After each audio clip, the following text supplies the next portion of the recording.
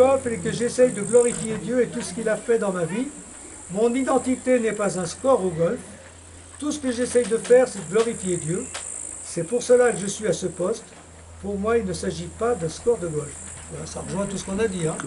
Glorifier Dieu en toutes choses, dans tout ce qu'on fait, voir Dieu derrière et faire les choses pour lui et pour le chanter, le remercier.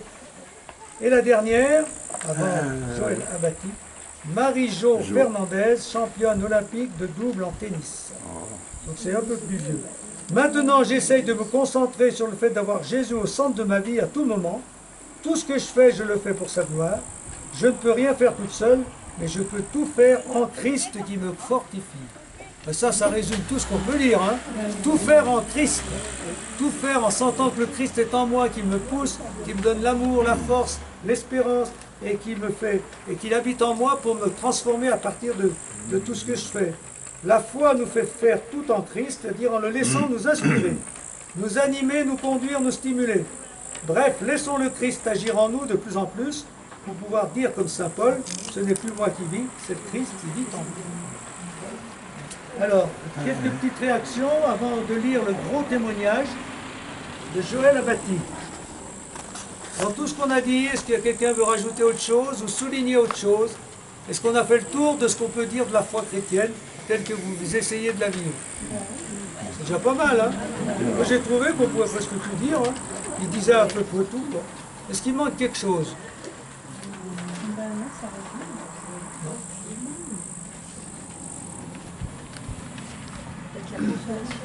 Comment? La consolation, le Christ peut consoler aussi. La consolation, ben, avec les blessures, c'est déjà quelque chose qui était suggéré, voilà. Oui. Non, mais je crois ils nous ont dit un peu tout, j'étais étonné, mais c'est un bon résumé de la foi chrétienne. Comment? Je pense que Manny Pacquiao, Philippines, a découvert la foi. J'ai pas entendu avec la moto. Manny Pacquiao, à la page 3, en haut, tout en haut. Philippines, champion du monde de boxe. Oui. Je pense que dans son témoignage, c'est quelqu'un qui vient de découvrir Jésus. Oui. Jésus, en plus de la foi en Dieu, il est avec le Christ au centre, et ce Christ qui nous conduit. Alors, on va lire le témoignage de Joël Abati, et c'est vraiment un super beau témoignage qui nous invite à être nous-mêmes des témoins du Christ partout où on est, y compris dans nos milieux de vie, et surtout dans nos milieux de vie. Alors, voilà ce qu'il dit. Je prends comme mes lunettes pour dire Le révérend. Je l'ai trouvé magnifique ce témoignage. Mes coéquipiers de l'équipe de France m'appelaient le révérend. Joël Abati, vous savez, c'est donc le handball. Hein. En ce moment, le handball n'est pas bien au point. Ils ont été champions olympiques plusieurs années, ils sont mal partis pour le moment. Donc lui, il a fait partie de l'équipe qui était championne olympique plusieurs fois. Et ce que je ne savais pas, donc il l'appelait, ses amis, les équipiers, le révérend. Pourquoi? Dans mon souvenir, c'est Grégory Anquetil, que ceux qui connaissent le handball, ils connaissent son nom, qui a trouvé ce surnom et qui me fait encore sourire. Je dois avouer que ma foi, dont je parlais volontiers, elle fait partie de moi, a d'abord intrigué et amusé mes camarades. Donc il parlait de sa foi avec ses copains de l'équipe de France, sans complexe. Voilà. Mais ils m'ont vite accepté tel que j'étais. Alors ça c'est très important. Parce que je n'ai jamais voulu être le prosélyte du groupe. Voilà. Il parlait de sa foi naturellement. Comme on parle de tout ce qu'on vit. Mais pas pour racoler, pour faire la propagande, pour dire tu dois te convertir. Bon. Mais ils m'ont vite accepté. Voilà. Je suis toujours resté discret, respectueux des convictions de chacun. Ça c'est bien. Autant on doit témoigner, autant on doit être discret, respectueux de ceux qui ne pensent pas comme nous. Voilà. Je laissais la porte ouverte tout simplement. Et plus d'un a franchi le seuil. Il est ainsi souvent arrivé qu'on me demande de lire et d'expliquer des passages de la Bible. J'en avais toujours une dans mon sac de sport. Moi, j'ai jamais bien fait tout ça. C'est gros, ça. Bah oui. Bah oui. C'est gros. C'est... Voilà. Ou que l'un ou l'autre vienne discuter avec moi de sujets profonds, existentiels qui le travaillaient. Le révérend est celui en qui on peut faire confiance, avec qui on peut être vrai, car on sait qu'il ne nous jugera pas, qu'il sera bienveillant, accueillant, capable d'écouter vraiment et de dire des paroles apaisantes. J'avais cette écoute-là, je pense. Donc voilà, il disait sa foi, sans faire de la propagande, mais du coup, dans l'ambiance, quand il y a des relations, ben, il y en a qui viennent discuter avec nous. Voilà. Et même, bon, ça, moi j'ai jamais vécu, explique-moi la Bible, en milieu sportif, j'ai jamais vécu ça.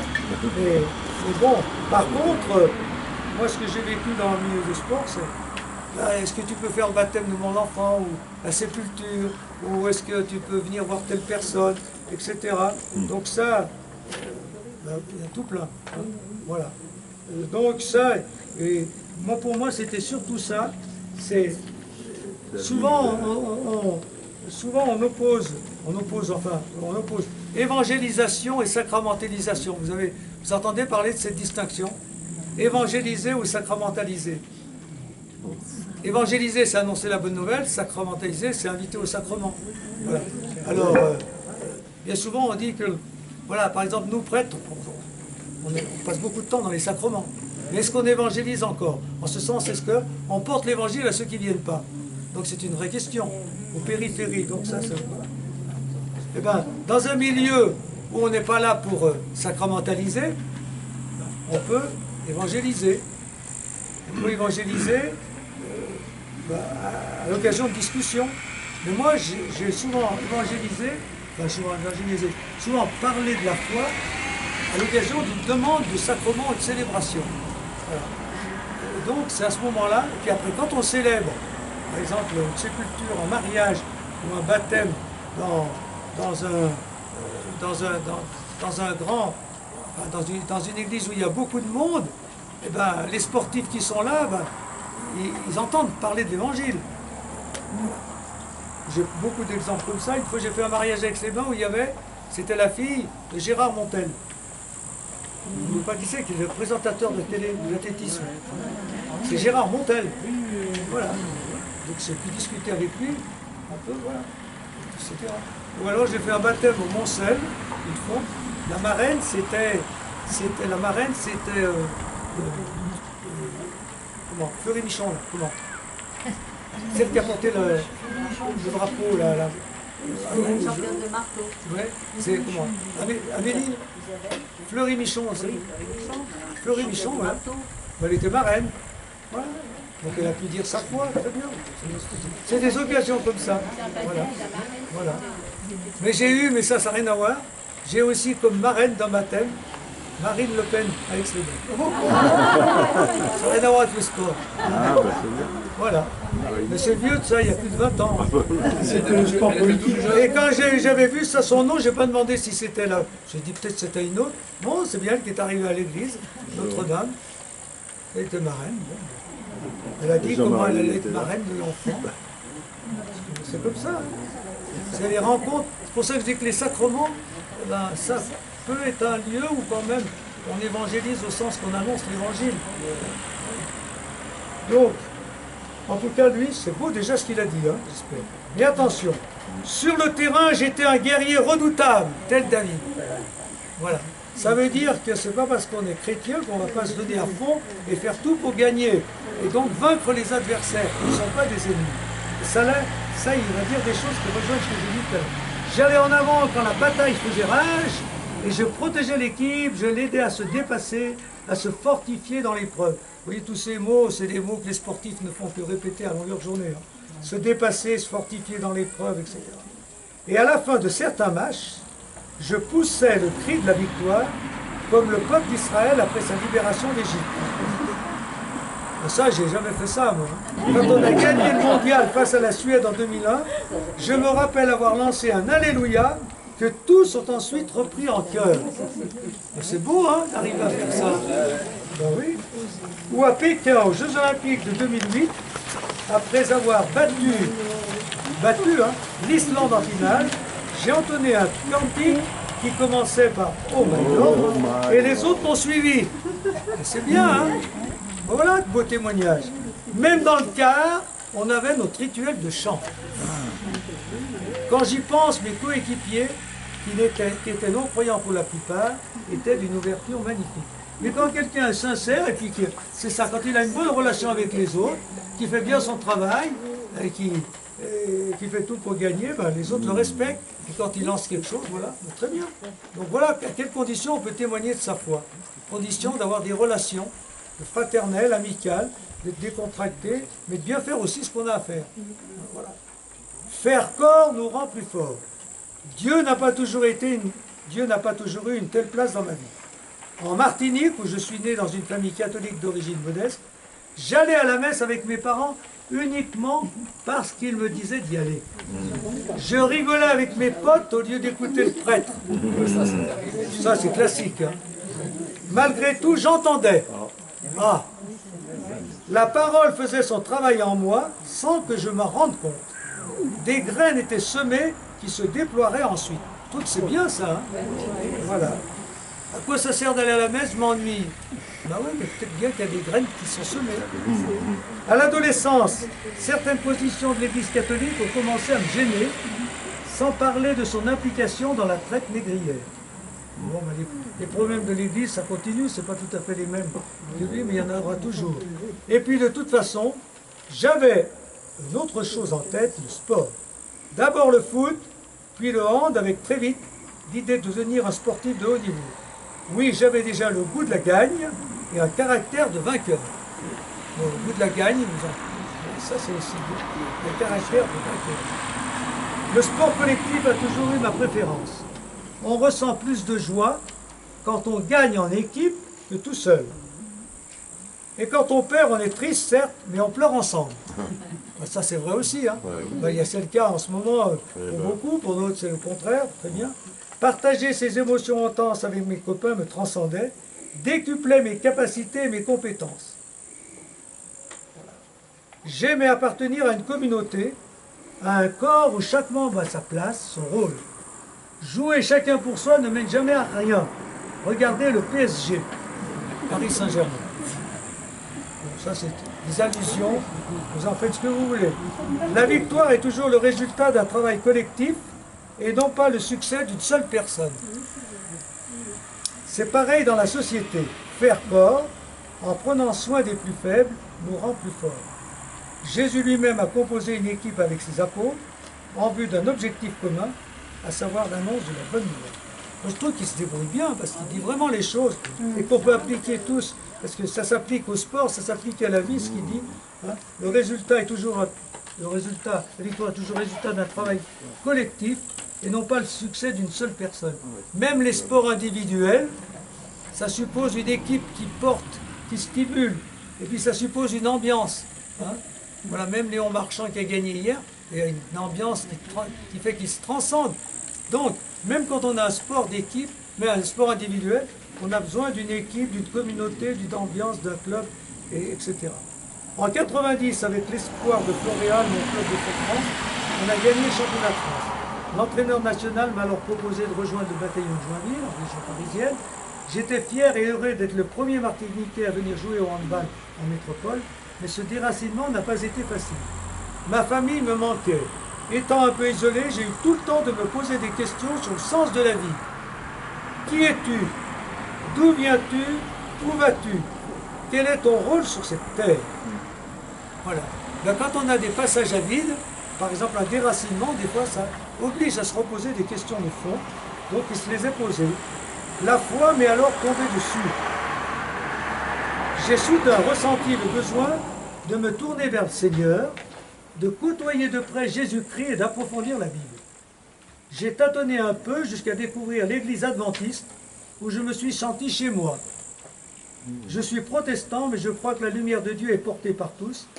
D'ailleurs, quand ma mère vient en métropole, je l'accompagne à la messe avec joie. Oui, bon, il a fait ce choix-là, c'est sûrement les circonstances de la vie, mais en même temps, les adventistes comme les protestants ont moins de complexe que nous à parler de leur foi. Les évangélistes, tout ça, eh ben oui, n'empêche qu'il y a des résultats aussi. Hein. Donc, on peut que respecter ce qu'il dit. Et puis, voilà. Alors, la foi m'est tombée dessus. Ça, c'est assez curieux, mais donc on voit ce qu'il a dit. Il y avait bien quelque chose de la foi dans son éducation, mais il n'avait pas une foi personnelle. Hein. Alors que là, à partir des questions qui se posent, ce qu'il a dû entendre quand il était enfant, sur Jésus, sur la foi, sur la Bible, c'est ressorti. Et donc, il y a eu comme une prise de conscience qu'il n'avait jamais faite. C'est ça, la foi m'est tombée dessus, et ce qui est dans nos vies, il y a des moments de prise de conscience plus forts. Que Dieu est là. Je pense que tous peuvent le dire. Il y a des moments où il y a des prises de conscience beaucoup plus fortes. Ça peut être dans des grands moments de joie comme dans des épreuves. Et donc quand on prend conscience, il y a des fois plusieurs temps, plusieurs moments de prise de conscience, ben, la foi nous tombe dessus, c'est-à-dire elle se réveille, elle devient plus forte. Il a peut-être trouvé un groupe accueillant. Il était isolé, il a dû trouver un groupe. Et il a trouvé un groupe accueillant, oui, l'église là, adventiste. Ça c'est important aussi. Est-ce qu'on accueille assez? Mais c'est ça le problème, et nos communautés, est-ce qu'elles sont assez accueillantes? Ben oui, la victoire est toujours le résultat d'un travail collectif. Jésus lui-même a composé une équipe avec ses apôtres. On s'est ressouligné l'annonce de la bonne nouvelle.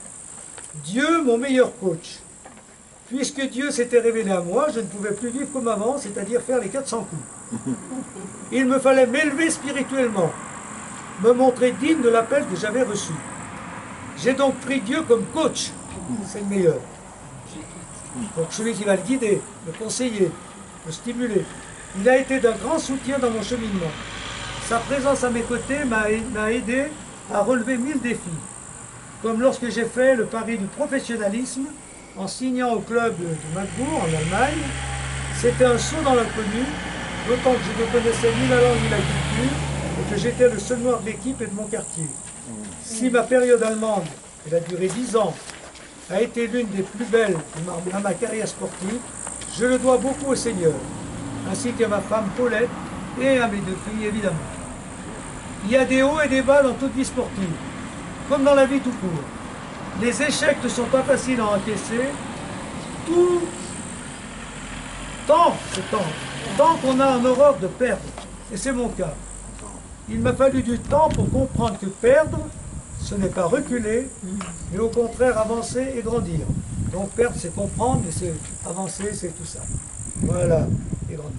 L'adversaire, voilà, il me cite, c'est quelque chose.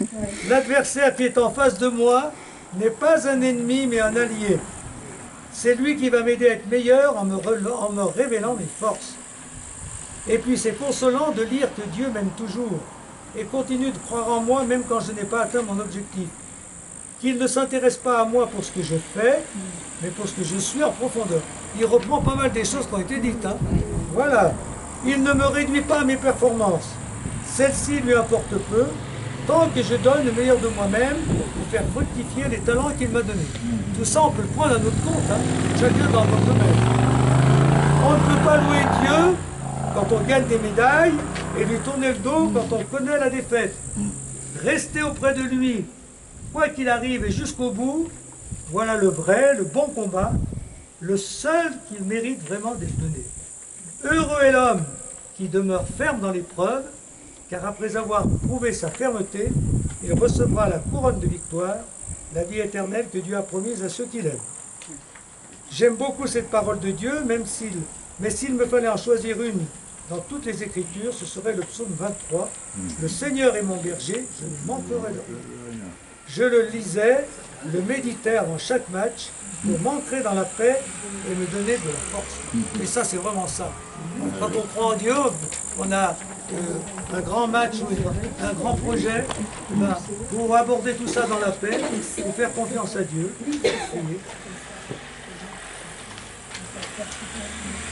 Et donc, le Seigneur est mon berger, c'est le tatouage d'Olivier Giroud, hein, en latin. Oui, son tatouage, c'est le Seigneur est mon berger, mais en latin. Je ne sais pas pourquoi il a mis du latin. Bon. La tentation de la vaine gloire. Dieu m'a soutenu dans les difficultés, il m'a gardé, protégé dans la réussite. Quand vous êtes à l'apogée de votre carrière sportive, que la presse vous adule, que les gens vous érigent en héros, voire en demi-dieu, vous risquez de vous croire surhumain. Donc ça, c'est le problème de tous, y compris dans l'Église, des grandes stars de l'Église, hein, les hommes charismatiques. Quand on les adule trop, ben, on ouvre la porte à des déviances. Hein. La tentation de la vaine gloire et de la toute-puissance est terriblement forte. Y ai-je cédé? Oui, parfois par orgueil sans doute, et par désir d'avoir l'amour du plus grand nombre. Donc il reconnaît que c'est pas facile, hein, et qu'on tombe facilement dans le piège.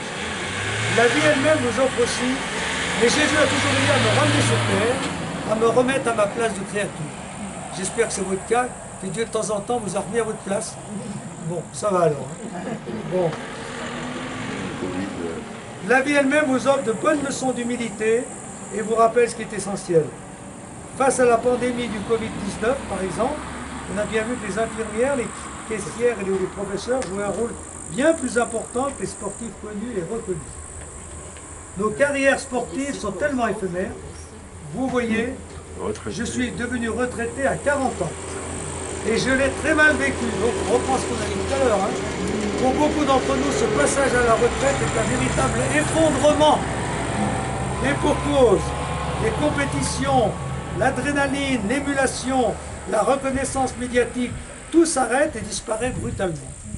Du jour au lendemain, je me suis senti inutile, démuni. Même physiquement, je n'étais plus le même.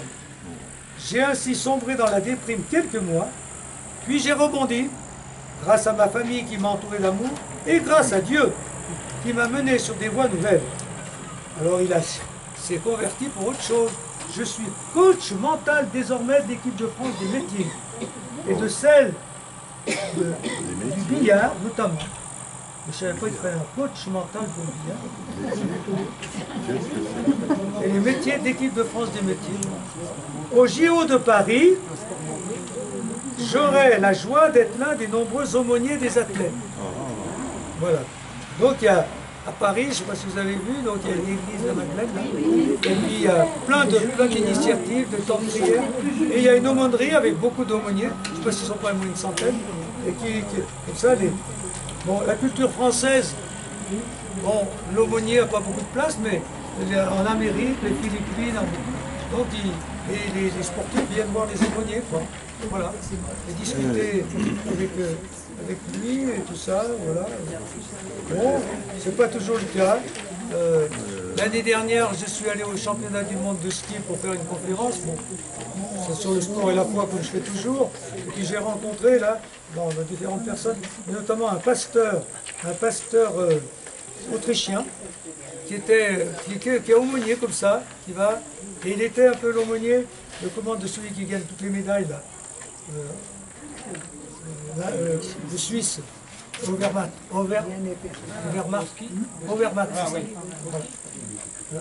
c'est lui qui le suit spirituellement.